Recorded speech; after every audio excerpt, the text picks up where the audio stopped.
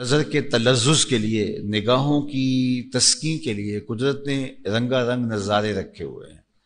اور ایک قسم کے پھول نہیں ہیں، ہزاروں اقسام کے پھول رکھے گئے ہیں۔ آسمان کو بھی بے نور نہیں رکھا گیا، زینت کواکب کے ساتھ مزین کیا گیا ہے۔ کبھی دھنک کے رنگ بکھیر دیے جاتے ہیں، کبھی ساون کے سرمئی بادل نچڑتے ہیں تو طبیعتوں میں ایک تلذذ پیدا ہوتا ہے کہ اللہ نے ایک نظام رکھا ہے تاکہ انسان جو ہے وہ کبھی اکتاہٹ کا شکار نہ ہو، انسان ہمیشہ اس کا دل بہلتا رہے، کیونکہ انسان اللہ تعالیٰ کی تخلیق کا مقصود ہے، اور اللہ کی تخلیق کا جو مقصود ہے، مقصد تخلیق انسانیت انسان ہے، اور انسان کا پھر مقصد قرب الہی کا حصول ہے۔ تو اس کو ہر طرح کی آسودگی دی جاتی ہے تاکہ یہ ساری چیزیں حاصل کر کے یہ شکر کی طرف بڑھے۔ آپ کا بیٹا ہو اور آپ اس کو اعلیٰ تعلیم دلوانا چاہتے ہو، فائدہ اسی کا ہی ہے، وہ ڈاکٹر بن جائے، انجینئر بن جائے، آپ اس کو ہر طرح کی سہولت فراہم کرتے ہیں، اچھا کھانا، اچھا لباس، جیب خرچ،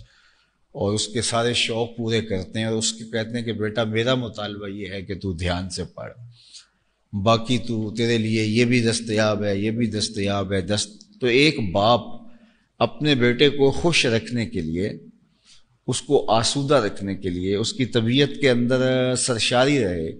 اور اس سے مطالبہ ایک ایسا آپ کرتے ہیں جو اسی کے مستقبل سے جڑا ہوا ہے، اور ہر چیز اس کو فراہم کرتے ہیں۔ تو میرے اللہ نے بندوں کو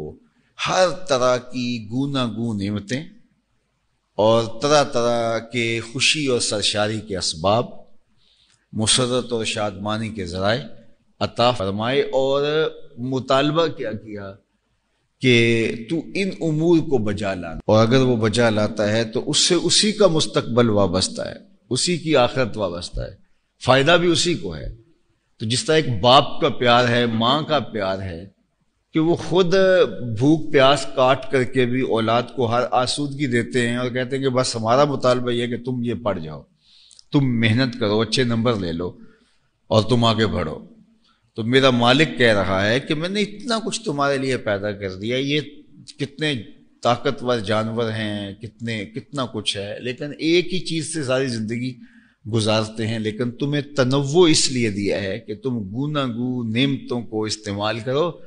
اور میری بندگی بجا لاؤ، اور اس میں تمہارا ہی فائدہ ہے، تمہاری آخرت سنورے گی۔ اور تم ان متنوع چیزوں کو حاصل کرنے کے بعد تم یوں کرو کہ میرے ساتھ جڑ جاؤ، اس سے تمہیں طمانینت قلب بھی نصیب ہوگی۔ لیکن اگر بندہ اللہ کی نعمتیں میسر ہونے کے باوجود، گوناگو نعمتیں حاصل کرنے کے باوجود، زندگی کا عیش، زندگی کا تلذذ، زندگی کی سرشاریاں، زندگی کی خوشیاں، مسرتیں، شادمانیاں، اور زندگی کی ساری آسودگیاں حاصل کرنے کے باوجود بھی بے چین رہے، مضطرب رہے، اس کا دل غم و اندوہ کا ٹھکانہ رہے، انجانہ خوف رہے، اور ایک عجیب قسم کی ایک کیفیت اوپر طاری رہے، اور وہ دنیا کے اوپر رہ کے اطمینان کا نور پیدا نہ ہو سکے، اور ہر وقت شدید حزن میں، شدید غم میں رہے، تو اس کو عربی میں کہتے ہیں التعاسہ۔ اور یہ ایک بہت بڑی بیماری ہوتی ہے کہ سب کچھ میسر ہونے کے باوجود بھی انسان ایک عجیب بے چینی اور ایک عجیب ہم اور غم اور تکلیف اور صدمے سے دوچار رہتا ہے۔ حضور علیہ السلام نے ارشاد فرمایا کہ جو شخص اپنے سارے غموں کو آخرت کا غم بنا لے تو یہ اس کے غموں سے نجات کا ذریعہ ہے۔ دوسرا یہ ہے کہ انسان دنیا کے غموں کو اپنے اوپر اس طرح طاری کر کہ وہ آخرت کا ہم اور آخرت کا غم اور آخرت کا معاملہ اس کو پس پشت ڈال دے، جبکہ وہ سب سے اہم چیز ہے۔ یہ ایک بچے کو پتہ ہوتا ہے کہ میرے ماں باپ میرے لاڈ کیوں دیکھ رہے ہیں، مجھے موبائل بھی لے کے دیا ہے قیمتی سے قیمتی، خود جیسے بھی گزارا کر رہے ہیں، مجھے اچھے ہاسٹل میں رکھا ہوا ہے، میرا کھانا بہترین ہے، مجھے انواع و اقسام کی نعمتیں باہم پہنچ رہی ہیں، میرا لباس اچھا ہے، میرے ماں باپ کے اندر مالی اتنا استحکام نہیں ہے، لیکن اس کے باوجود یہ کر رہے ہیں۔ ان کا ایک ہی مطالبہ ہے کہ میں کامیابی حاصل کروں، اگر امتحان میں وہ ناکام ہو جاتا ہے یا اس اپنے اسباق کی طرف توجہ نہیں دیتا تو وقتی تلذذ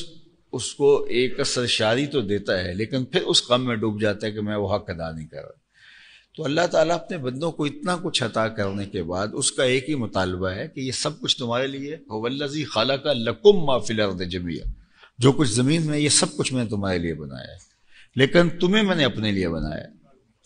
تمہارے اس دل میں میرے علاوہ کوئی اور غیر نہیں ہونا چاہیے، اس کی تم نے نفی کرنی ہے۔ تو جب انسان یہ نہیں کر پاتا تو وہ پھر ہموم میں، غموں میں، تکلیفوں میں ڈوب جاتا ہے اور التعاسہ کا شکار ہو جاتا ہے۔ حضور علیہ السلام نے ارشاد فرمایا یا ابن آدم، یہ حدیث قدسی ہے، فیما یروی عن ربی، حضور اپنے رب سے روایت کرتے ہیں، یا ابن آدم، اے آدم کے بیٹے، تفرغ لعبادتی، اپنے آپ کو میری عبادت کے لیے، میرے ذکر کے لیے، میری یاد کے لیے اپنے آپ کو فارغ کر دے۔ جب تم میرے حضور کھڑا ہو تو پھر میرا ہی ہو، نماز میں ہو تو پھر تیری توجہ کسی اور سے مت نہیں ہونی چاہیے، تو اپنے آپ کو میرے لیے فارغ کر دے۔ املا صدرک غنا، میں تیرے سینے کو غنا سے بھر، بے نیازی پیدا کر دوں گا، تیری ضروریات کا میں خود کفیل ہو جاؤں گا، تیرے کاروبار کے اندر میں برکت رکھ دوں، تیرے امور زندگی میں اپنے ذمہ کرم پہ لے لوں گا، تیرے کام خود بخود سیدھے ہوتے چلے جائیں گے، جدھر چلے گا راستے ملتے چلے جائیں گے۔ وَإِن لَمْ تَفْعَلْ، اگر تو ایسا نہیں کرے گا، تیری مرضی ہے، تجھے اختیار دیا گیا، اور اگر تو ایسا نہیں کرے گا، مَلَأْتُ يَدَكَ شُغْلًا وَلَا أَسُدُّ فَقْرَكَ، میں تیرے ہاتھ کو کام سے بھر دوں گا، کام تجھے بہت ہوگا، کوئی فراغت کے لمحے ہی نہیں ہوگے، صبح کام شام کام، تو بھائی یہ آرڈر پورا کر رہا ہے تو نہیں آ رہا ہے، وَلَمْ أَسُدَّ فَقْرَكَ، لیکن تیری محتاجی زندگی بھر دور نہیں ہوگی،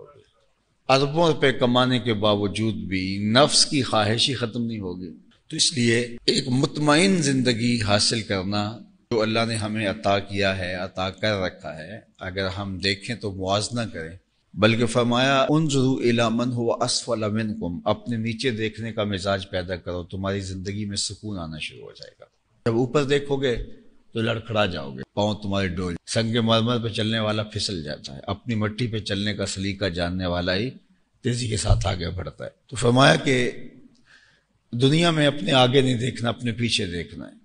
تم دیکھو کہ وہ لوگ جو دانے شبینہ کو ترستے ہیں، آج مہنگائی کا دور ہے، وہ اللہ کا شکر بجا لانے کہ میرے پاس اتنا موجود ہے، لیکن وہ لوگ جو صبح کو کما کے شام کو فارغ ہو جاتے ہیں، اور اگر ملک کے اندر حالات اس طرح کے بڑھ رہے ہیں، ان کا کیا بنے گا؟ لیکن ان کا سوچنے کی بجائے تو